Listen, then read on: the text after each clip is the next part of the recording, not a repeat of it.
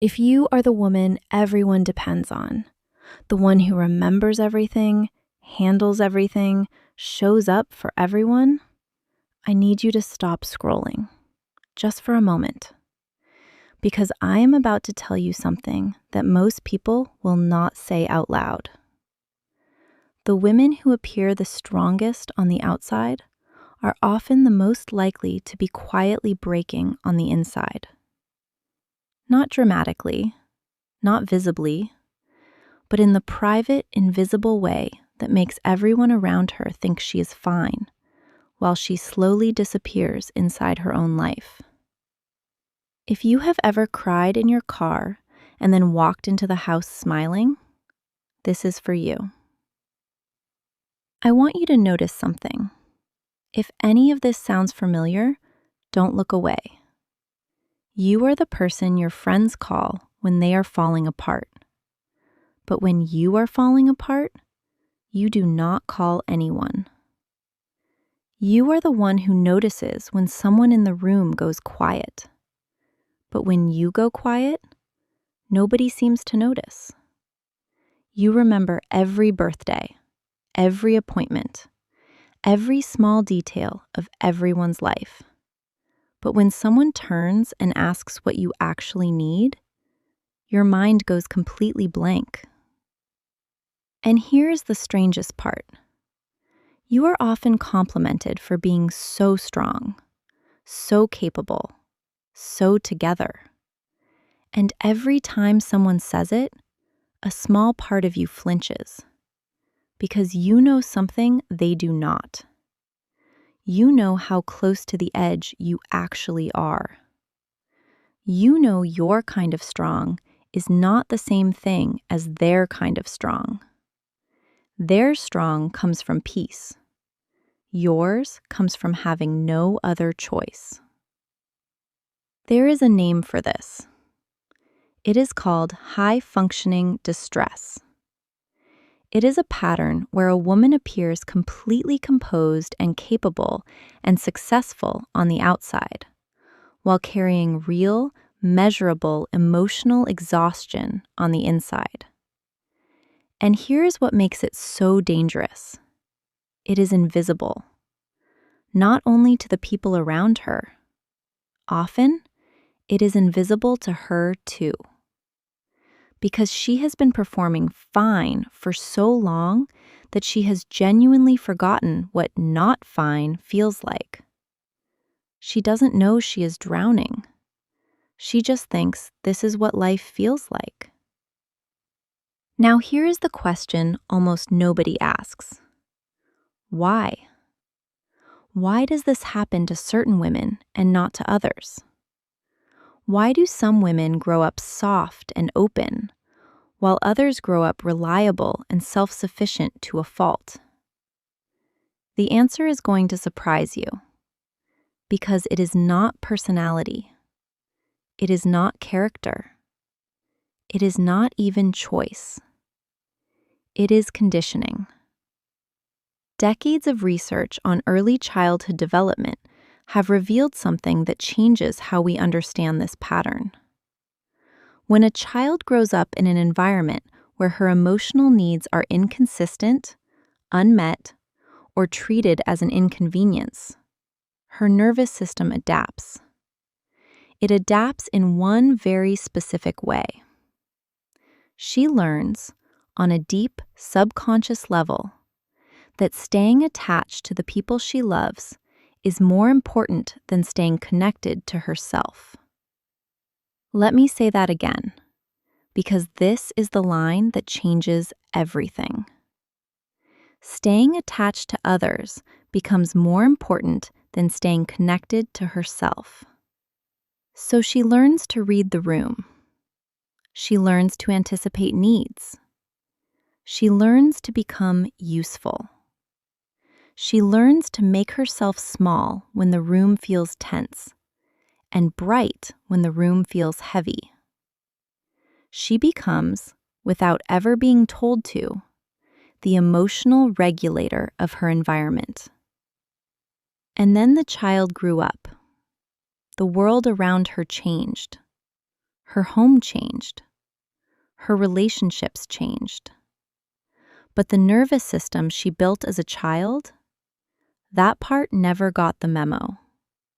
It is still running, still scanning, still managing, still making sure everyone else is okay before she allows herself to breathe. That woman you see in the mirror, she is not broken. She is a child who was never told she was allowed to stop working. And if you recognize yourself in that, I want you to stay with me, because what comes next is the part nobody teaches you, the part that starts to make sense of it all. There are 5 signs of this pattern, 5 signs that live quietly inside women like you. And I want you to count how many apply to your life. Sign 1. You minimize your own pain before you have even finished feeling it. Someone says something that hurts you. Within 1 second, your mind has already rationalized it. They did not mean it like that. They are going through a lot. I am being too sensitive. You are so fast at burying your own feelings that they never even make it to the surface. You do not process pain. You process it away. Sign 2. You feel guilty when you rest. Not mildly uncomfortable. Guilty. Sitting on the couch with no to-do list running in your head feels wrong. Even on vacation, you are mentally managing things. Because rest, for you, is not rest. It is the absence of productivity. And your nervous system was trained to treat unproductive time as unsafe. Sign 3. You help other people to regulate your own anxiety. This is the hardest one to admit. You tell yourself you are generous. You tell yourself you just care. And both of those things are true. But there is something else happening underneath. When the people around you are okay, you feel safe. When they are struggling, your body goes into alarm. So you help, you fix, you give, not only because you love them, but because calming them down is the only way you know how to calm yourself down. Sign 4. You do not actually know what you want. Ask a woman with this pattern what she wants for dinner, and she will say, whatever you want. Ask her what kind of life she dreams of, and she will go quiet. Not because she has no dreams, but because she has spent her entire life tuning into everyone else's frequency, and she has forgotten the sound of her own. Sign 5.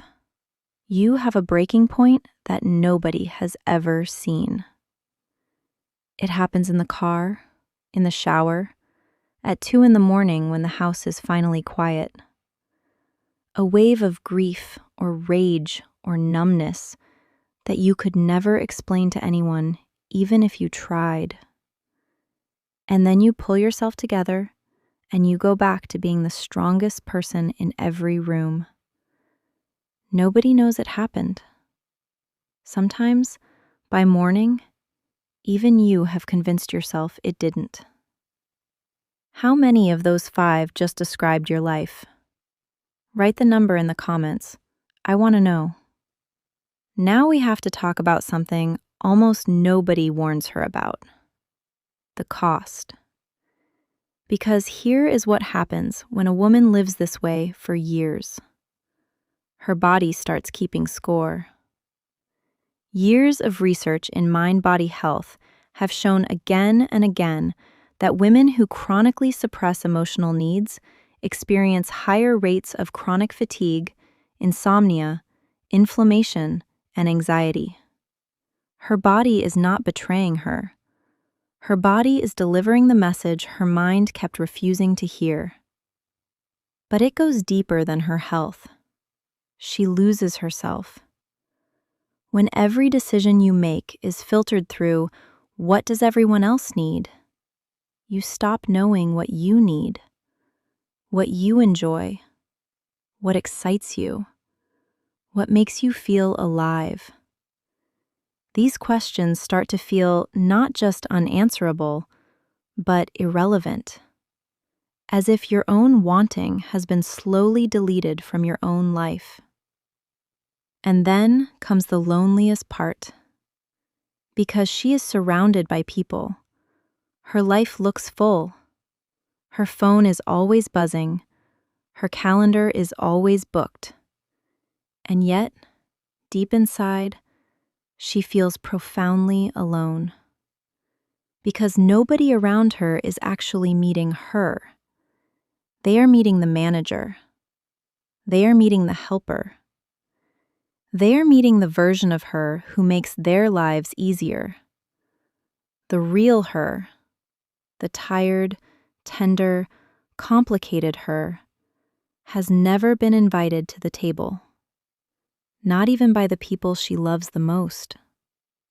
And the quietest tragedy of all, after years of this, she begins to believe that maybe the real her is not worth inviting. That maybe she is only valuable when she is useful. That maybe her needs were always the problem. This is the belief that is slowly dismantling millions of brilliant women right now. And until she sees it, she cannot stop it. So what breaks this pattern? Not a to-do list, not a self-care weekend, not another journal. There is one specific shift that actually changes everything. And it is the opposite of what almost everyone tells her. Everyone tells her she needs to do less. That is not the shift. The shift is this. She needs to learn how to receive. I know that sounds simple. It is not simple. For a woman who was trained from childhood to give, receiving is one of the hardest skills in the world. When someone offers her help, she deflects. When someone compliments her, she dismisses. When someone tries to care for her, she finds a way to turn the caring back around onto them. Not because she is ungrateful, because her nervous system does not know how to stay still and let love actually land. Receiving feels unsafe, because receiving means she is not in control, and control is the only thing that has ever kept her safe. So here is the shift. She needs to practice doing absolutely nothing while someone else does something for her. Not big things, small things. Letting someone bring her a glass of water without jumping up to help. Letting a compliment sit without deflecting it. Letting a friend check in without immediately turning the conversation back to them. These sound tiny. They are not tiny. Every single one of them is her nervous system learning, for the first time, that she is allowed to exist without earning it. And slowly, over weeks, over months, something almost unbelievable starts to happen. She begins to feel something she has not felt since she was a very small child. She begins to feel held. Not by doing, not by achieving, just by being. That is the shift. That is the thing nobody ever tells her. I need to speak directly to you now, not to her, to you.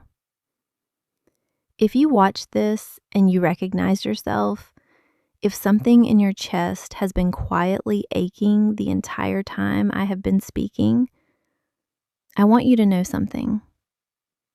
You were never weak. You were never broken. You were never too much.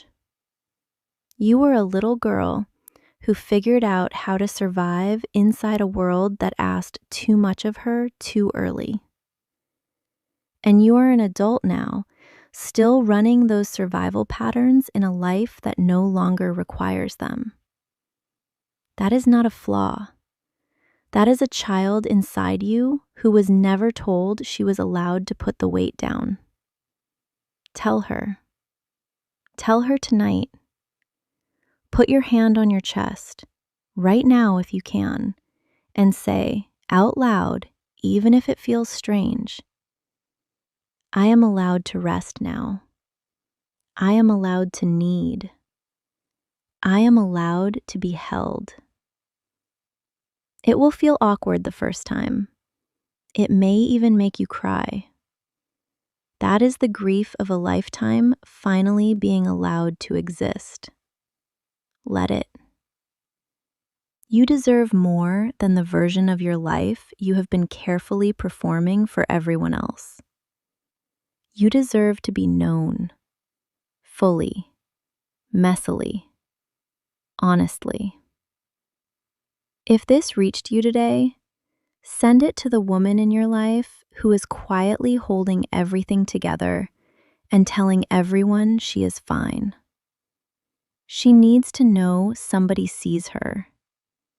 And if that woman is you, watch this again tomorrow. Let it land twice.